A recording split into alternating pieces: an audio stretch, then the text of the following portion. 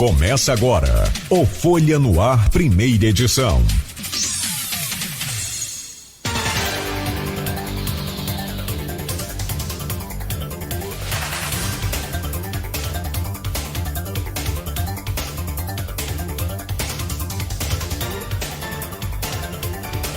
Você está sintonizado na Folha FM 98,3, Campos dos Goitacazes. Começa agora o Folha no Ar, primeira edição. Oferecimento Laboratórios Plínio Bacelar, Clínica Proteus e Nova Canabrava. São 7h02. Bom dia a todos, eu sou Marco Antônio Rodrigues. Hoje é sexta-feira, dia 30 de agosto de 2019. Chegamos ao fim da semana, praticamente. Vamos conferir agora os principais assuntos e manchetes do jornal Folha da Manhã, mas antes a previsão é de tempo nublado, máxima de 28, mínima de 17. No momento, 18 graus em Campos. A tendência é esquentar no final de semana. A máxima vai chegar sábado e domingo até 31 graus e o sol vai brilhar aqui na planície Goitacá. Justiça marca, aliás, audiência para conciliar médicos e prefeitura. Após manifestação do Ministério Público, juiz marca audiência para o dia 12. Representantes do sindicato se reúnem de novo com Rafael. A Assembleia Extraordinária vai avaliar fim da greve ainda hoje. Sessão onerosa. Deputados são contra a divisão de recursos. Bons ventos. Feira imobiliária de hoje a domingo. Em ataque de fúria, um correntista quebra a porta giratória do Banco Itaú. Por decreto presidencial, as queimadas são proibidas em todo o país. Confirmado o fechamento de algumas agências de correios. Com drogas em casa, homem é preso com 50 quilos de maconha em Guarulhos. Os ouvintes podem nos acompanhar através da página do Facebook, no YouTube, Folha FM 98,3 Campos dos Goitacazes, pelo nosso site, folhafm98.com.br, pelo aplicativo de Android ou iOS, ou também pelo site radios.com.br. No programa de hoje nós temos aqui a presença do jornalista Arnaldo Neto. De volta, Arnaldo, um bom dia para você. Também quero dar as boas-vindas aqui nos estúdios ao Marcelo Mérida, que é presidente da Federação das CDLs, que daqui a pouquinho vai conversar conosco aqui. Mas, Arnaldo, você saiu e voltou, as coisas parecem que não mudam, né? Voltamos com o mesmo assunto quando você saiu, que nós tivemos várias conversas a respeito. A Justiça agora interfere e marca uma audiência para conciliar médicos e prefeitura. Bom dia. Bom dia, ouvinte da Folha FM. Bom dia, Marco Antônio. Bom dia, Beto, aqui no estúdio também. Bom dia, Mérida, já aqui com a gente para o nosso bate-papo no próximo bloco. Não muda, né? Mas eu acho que hoje a gente pode ter aí um panorama, um desfecho desse movimento, um panorama diferente para na segunda-feira a gente estar abordando aqui. Além dessa questão que a gente tem aí como manchete, da Justiça marcar uma conciliação entre os médicos, uma audiência de conciliação entre os médicos e a Prefeitura. Essa audiência está marcada para o dia 12 de setembro. Ontem, o prefeito Rafael Diniz recebeu novamente os representantes do Sindicato dos Médicos, o José Roberto Crespo e outros médicos estiveram nessa reunião, e eles chegaram a um acordo, digamos assim, ou, digamos, um aceno de acordo com relação aos pontos que são propostos por um lado e por outro, e isso pode encaminhar para o fim da greve em assembleia que vai acontecer hoje. É bom a gente lembrar também que a gente não pode apostar todas as fichas no fim da greve, apesar desse aceno de ontem do sindicato, porque lá no início do mês, na primeira semana de greve, você teve um encontro desse, o sindicato esteve na prefeitura, chegou lá, colocou seu ponto de vista e recebeu um aceno positivo do prefeito. Sindicato e prefeitura chegaram a assinar um pacto pela saúde, mas mesmo assim não teve um desfecho. Quando chegou na Assembleia, a Assembleia rejeitou os pontos da proposta e por isso a greve continua até hoje. Já são 23 dias em greve. Uma cidade como Campos, que é referência na saúde, que é referência de emergência, não pode ficar tanto tempo assim sem um atendimento pleno em emergência. O Dr. Geraldo Venâncio, que já foi secretário de Saúde esteve aqui no Folha no Ar na segunda-feira, ele colocou bem, né? A greve tem um momento de começar, mas ela tem que ter também o seu momento de terminar. E parece que já chega aí o momento de terminar a greve dos médicos. Nós tivemos alguns avanços nessa questão. Quando o CREMERGE faz as suas inspeções e faz um relatório apontando erros, inconsistências, né? Eles não falam em erros, falam em inconsistências nos principais hospitais da cidade, a própria prefeitura já tem que se movimentar e dar algum retorno ao CREMERGE. Então você tem aí alguns avanços conquistados com a pauta da greve da saúde. O que não pode é ficar a conta para a população, ficar o atendimento ruim, isso aí não pode acontecer. Nós tivemos alguns relatos, muito poucos, mas alguns relatos sim de problemas de atendimento. O principal deles foi no Hospital São José, na Baixada Campista. Mas agora vamos aguardar o que vai acontecer logo mais na Assembleia. Está marcado para as 19 horas, falta confirmar ainda o local, mas é uma Assembleia extraordinária que pode decretar o fim da greve. Não vamos nos precipitar, porque, como eu falei, na primeira semana de greve teve uma reunião entre o sindicato e o prefeito. Ainda assim, foi assinado um pacto da saúde, o primeiro pacto da saúde foi assinado. Ainda assim, no dia seguinte, a Assembleia rejeitou a proposta e optou pela manutenção da greve. Se continuar a greve, vai acabar na Justiça. Nessa audiência de conciliação, é bom a gente deixar claro que o que o juiz chama é para conciliação. Ele não vai determinar nem a favor de um lado, nem a favor de outro. Né? Como qualquer audiência, por exemplo, trabalhista. Justamente. Primeiro, vamos ver, tem acordo? Não tem? Tá. Ele chama aí para conciliação, é o primeiro ponto que está marcado para o dia 12 de setembro. Bom, vamos seguindo aqui com algumas notícias. Tem coisas assim que são impressionantes, né?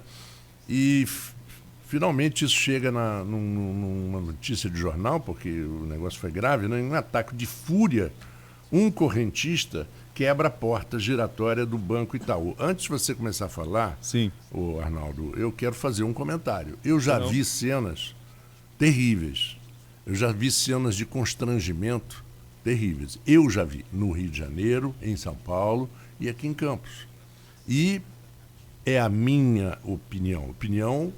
Cada um tem direito de ter a sua, direito constitucional, na verdade. Eu acho que é um despreparo muito grande da equipe de segurança. Sim. Porque é muito óbvio que eles olham e, pela aparência, eles definem quem é bandidável ou não. Entendeu? Eu, por exemplo, já cheguei várias vezes em bancos com minha pasta e não tem lugar para você guardar a pasta, já pedi para olhar, eles olham assim, não, pode entrar. Ele vê uma pessoa bem vestida e tal. Daqui a pouco uma pessoa humilde, eles bloqueiam e fizeram como outro dia no Rio de Janeiro, uma senhora tirar a roupa. Ela ficou de roupa de baixo para poder entrar. Relatos não faltam, né? Relatos não faltam. Sobre essa questão de banco. Esse fato aí, inclusive... o caso de uma atriz também, que acabou tirando a roupa toda. Aí também aproveitou. Nos comentários na página do Folha 1 no Facebook, os comentários sempre são a favor do rapaz que acabou tendo esse ataque ali e quebrou a porta. Uhum. E fato curioso, você pegar a capa, e as fotos de capa são minhas, porque eu estava indo à agência. Eu saí da redação para ir ao banco. Quando eu chego lá, 2 carros de polícia, 2 carros da polícia, um rapaz alterado. O rapaz mais alto que eu, ele está aí na foto, aí entre os 2 policiais, ele fez questão de ir à delegacia registrar a ocorrência, um pouquinho mais alto que eu tenho 1,90, então você vê que foi uma pessoa bastante forte, bastante alta, que fez isso, trincou as 3 divisórias da porta giratória, e ele estava revoltado. Ele me contou, tem um áudio dele aqui que eu gravei ontem, quando eu acabei encontrando com ele. Ele me contou que o que aconteceu. A esposa dele tentou entrar, estava com uma bolsa, a porta travou, procedimento normal, segurança pediu para ela voltar, sequer revistou a bolsa e ela, na segunda tentativa, entrou. Ele estava com umas bolsas, umas compras que tinha feito, diz que a primeira tentativa apitou, ele botou, segunda versão, essa é a versão dele. Ele colocou naquele compartimento onde a gente coloca ali os equipamentos eletrônicos e de metal, colocou ali, tentou passar de novo, travou. Voltou e travou mais 10 vezes. Ele disse que na 10ª vez ele se irritou mesmo, tentou forçar a passagem e forçou tanto que acabou quebrando, trincou o vidro, como eu falei, as 3 partes do vidro dessa porta giratória. E ele, eu falei, é mais alto que eu, tem mais de 1,90, e ele disse bem claro que o fato, a esposa dele é loura e ele é negro, e ele acha que foi por isso que ele foi barrado de entrar, porque ele chamou o segurança e pediu para o segurança revistar todas as bolsas, que ele só estava ali com produtos de casa, não tinha nada que fosse de metal. Ele chamou o segurança para revistar, o segurança não quis, e foi nesse momento que aconteceu esse incidente.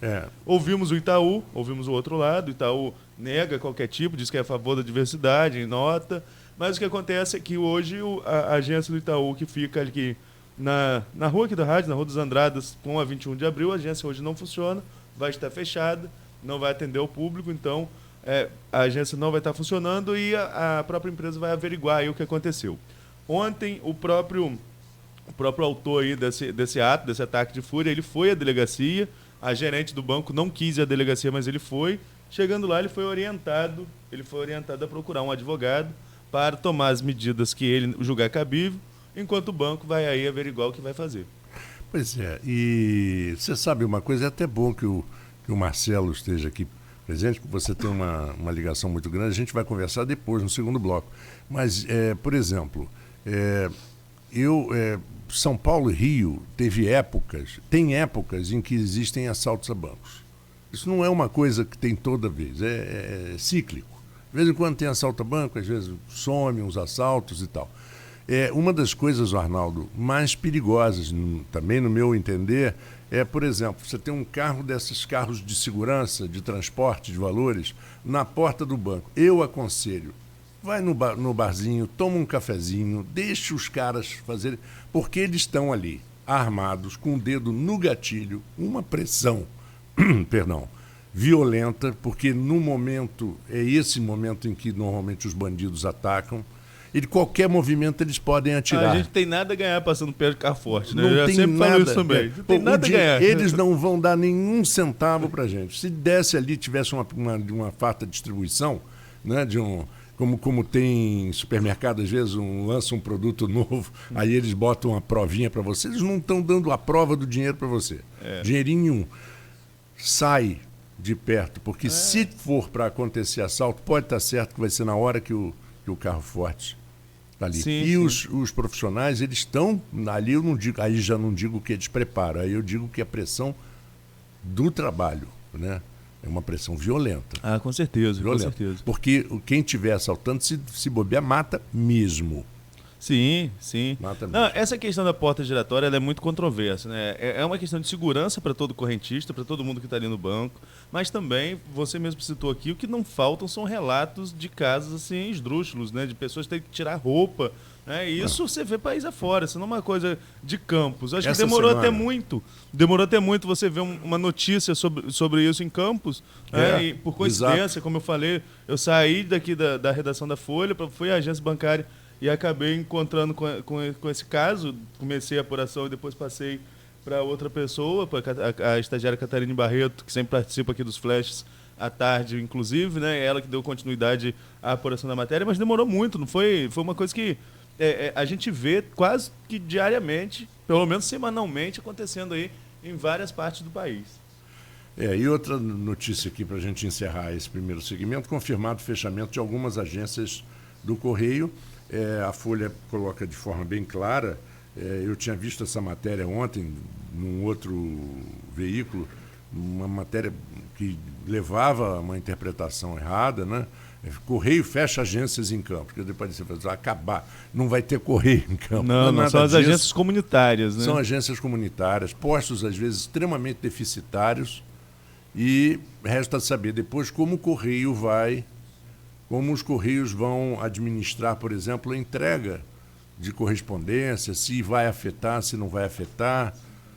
E isso é uma questão, Arnaldo, a se ver depois, né? Como é que vai afetar aquelas comunidades? Sim, rapaz. Por exemplo, a do Farol já está fechada, né?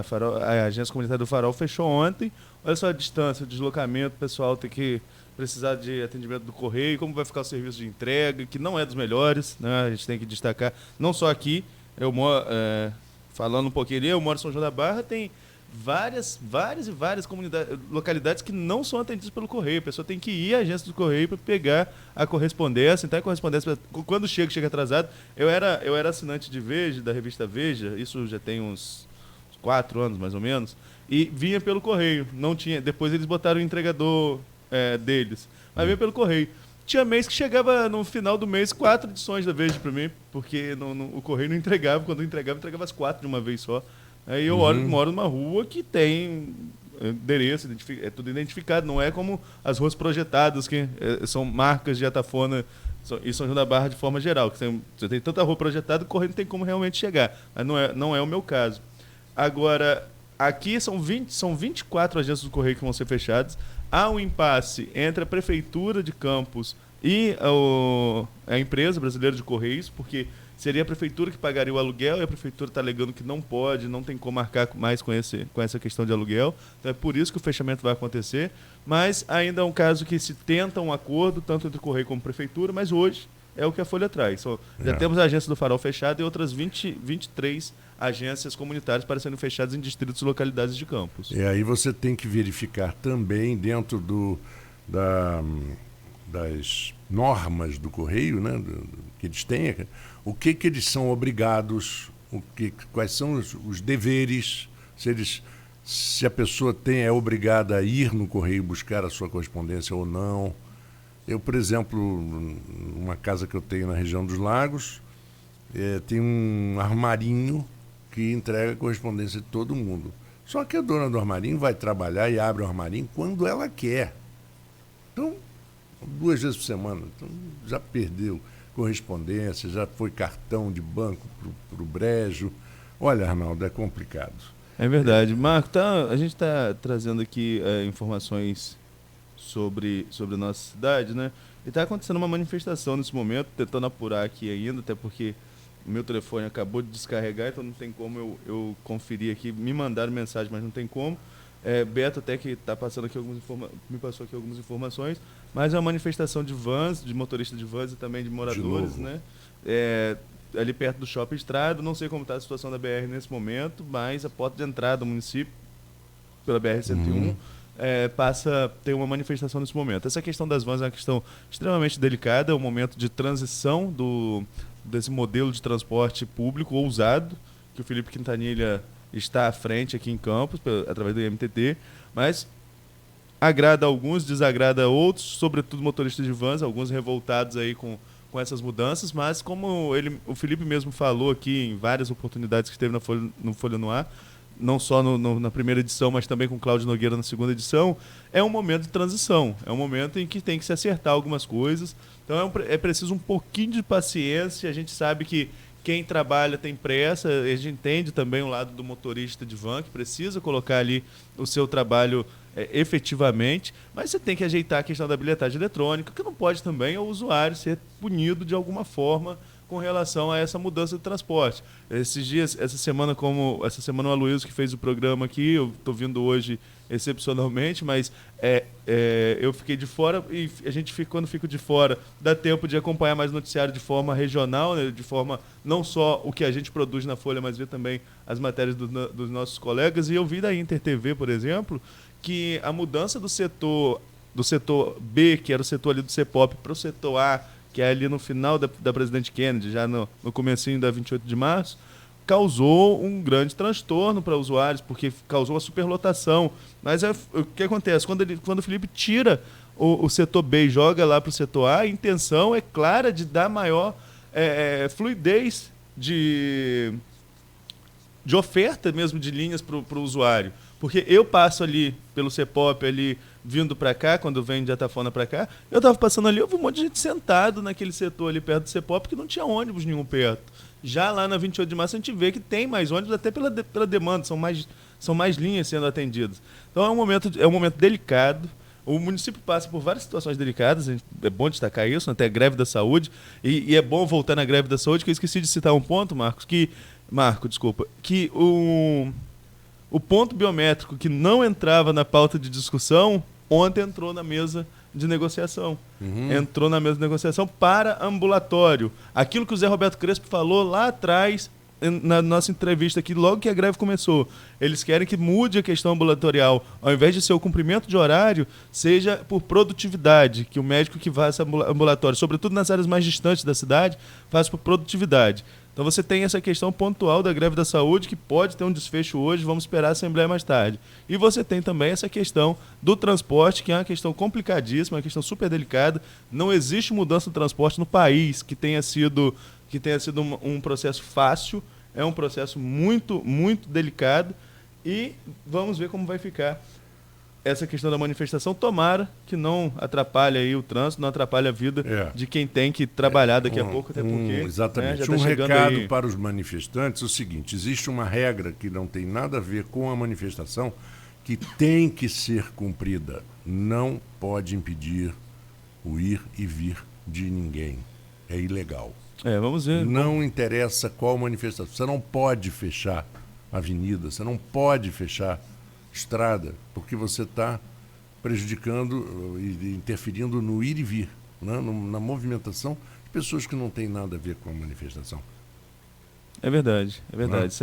Sempre quem sai prejudicado é quem não tem nada a ver. Normalmente quem sai prejudicado é quem não tem nada a ver com a reivindicação. Embora é totalmente justo, o direito também é assegurado pela legislação, né, de manifestação, de você reivindicar aí os seus interesses nesse jogo aí, que é o caso dos motoristas de vans. Bom, são 7h23, vamos a um pequeno intervalo. Daqui a pouquinho voltamos com a nossa conversa com o nosso convidado, Marcelo Mérida. Marcos, só uma mensagem de ouvinte aqui, só para dar descontraído. Marcelo Almeida, sabe quem é Marcelo Almeida? Diretor do Agrícola. Já teve você, né? O diretor do Agrícola, Marcelo. Não conhece? Não lembro. É paulista e está aqui mandando saudações corintianas para o pessoal no estúdio aí, pediu para registrar aqui, ó. Obrigado. O meu filho é corintiano, já me deu a saudação corintiana ontem mesmo, depois do jogo. Então, muito obrigado ao nosso ouvinte. Eu estou sabendo. Estou sabendo. Vamos ao intervalo, voltamos dentro de instantes. O primeiro camarão orgânico produzido na nossa cidade.